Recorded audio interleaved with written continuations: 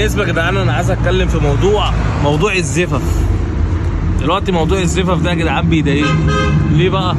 دلوقتي انت مثلا مشتري موتوسيكل غالي والكلام ده كله، انت بتحبه وبتخاف عليه والكلام ده، وبتحب طبعا الناس لازم تجامل، بس في ناس بتكلمك عشان خاطر الموتوسيكل وده غلط. عارف انت لو واحد يجي يقول لك مثلا محتاجك معايا مش عارف ايه، لكن اللي يكلمك عشان خاطر الموتوسيكل ده بقى مش جدع.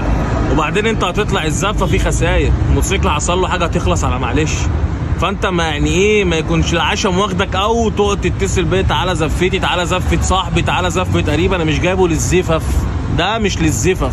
انا لو طلعت لحد طلعت له جدعانه عشان بحبه، لكن غير كده يا جدعان انا ما بحبش اطلع زفف اصلا عشان بتحصل فيها مشاكل وبتاع، وفي الاخر ما حدش بيديك جنيه. هو صاحب الفرح دوت من اول ما الفرح بيخلص هو بيطلع بقى يعتمد يشوف هيعمل ايه في بيته، وانت بقى اللي بتشيل بعد كده الموتوسيكل باظ منك، رزع، عمل. وفي ناس بتقعد تفصل يكسر الموتوسيكل. وعلى ايه يا عم؟ وعلى ايه؟ ما مناش فايده. شكرا.